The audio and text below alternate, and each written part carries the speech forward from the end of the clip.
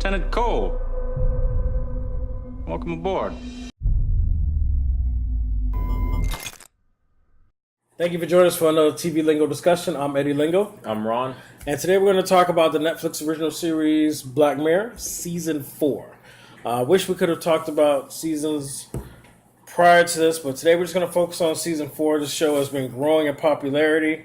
It's a collection of short stories with a sci-fi futuristic flair or twist to it, to these unique stories. Season 4 is the first season where all of the stories are actually end up being tied in together. And season 1, 2, and 3, each individual story is something that it stands on its own. You watch it for what it is. You watch it in order, but this one you actually have to watch in order. With that being said, we're going to go into deep discussion. If you have not seen season 4, go away, come back after you checked it out. And then we'll move, and then come back and listen to us and let us know your thoughts. All right. So, how many episodes was it this season? This episode, there was 8 of them. It was 8. Okay, I don't know. Let me just go check. I think it might have been 6. I was thinking it was smaller than that. Yeah. I think it's 6 episodes. Yeah, 6 episodes. 5, 6. Okay, good. So let's just talk about them in chronological order. Excuse me. All right. So the first one would be the USS Callister, I really like this one. going to a place that no one has gone before. Yeah, I really like this one. You know, it has that Star Trek figure. He looks like a fake William Shatner. The first, how it comes in, he's all smooth. Everything's bouncing around, and he just like Oh, everything's perfect. everything's perfect. Yeah, it's weird. And then Give him his own show like this. Yeah, I'd watch it. I would watch it. The color popped. Everything. Everything was good. It was a nod to video games, to Mass Effect type Yeah, of. it was like so. Basically, this guy is the creator of an MMO. You know, I don't know if it was an RPG, but I know it was definitely an MMO.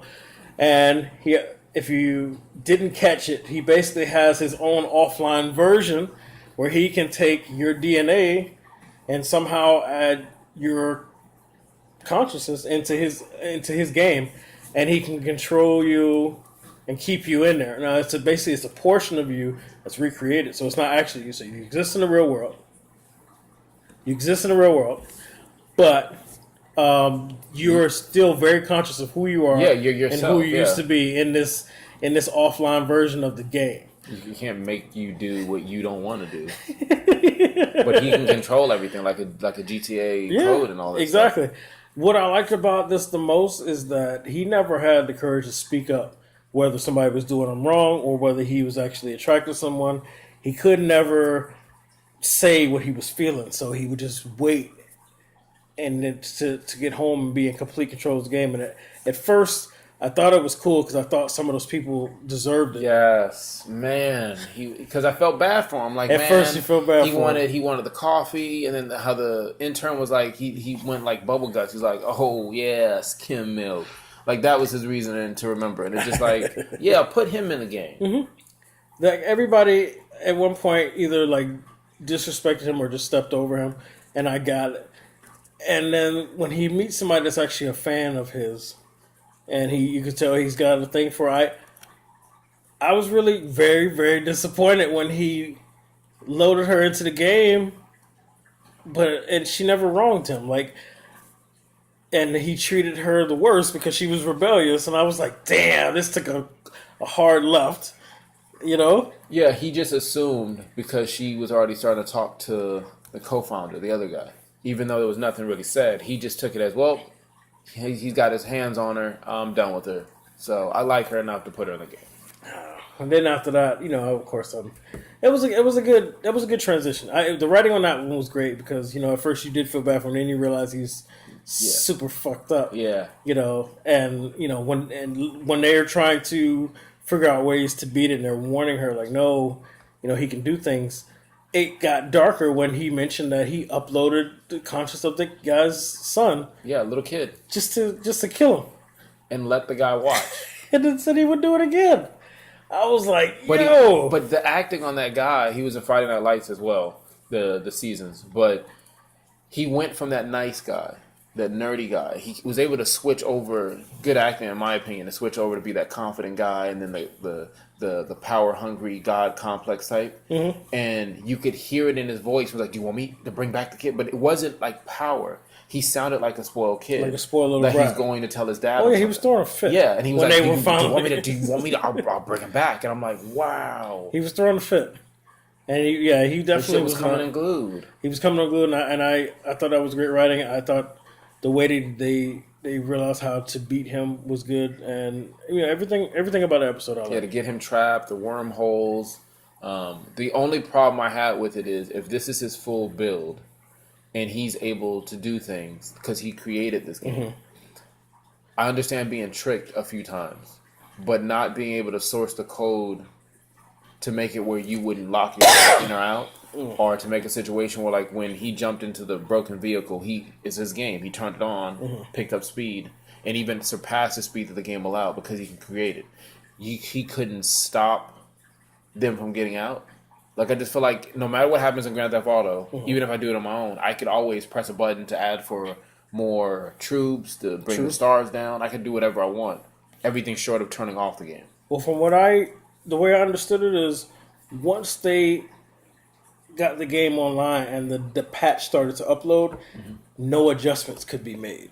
And I think that even the voiceover said it when he was trying to pause game or do whatever, and they were like, sorry, unable to during the upload. Which is fine. Like, as a gamer, you're used to that. If you put in cheat codes or whatever, it might block you out of certain trophies. Or if you modded your system and you do the update, it locks you, bricks your system, all this other stuff. But they never got to that update. They were in climax to get to that point. They made it. They made it, which gave you that closure of, oh, that's why he can't do it, because of the update. But what I'm saying is, if I'm in a situation in an actual video game and I have codes to get out of it, especially if I understand coding and I mod it how I want to, I should be able to change it how I want to. True. But imagine his ego not thinking he would ever be in this situation. So there's no preset fail-safes for this. So he would need to actually step out of the game to recode. True, but what I'm saying is for him on the fly to take away someone's face. At one scene, he takes away one of the girl's face and makes it look blank, like he gave himself that power, and he made it where she couldn't breathe, and she just falls over, and she just like can't breathe at all. True. And then to have the power to transform a person to animals and organisms and weird stuff, and he wasn't using that pad that they focused on. It's something he could have pre-programmed himself to be able to do.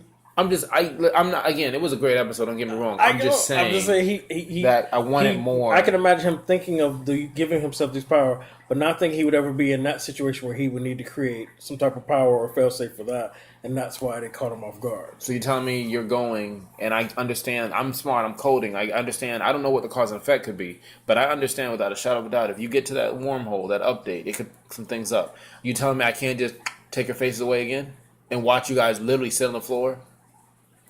Well, you're right. They were still in his realm. They should have been. I could have turned them all into weird. And they can't control things anymore. You're right.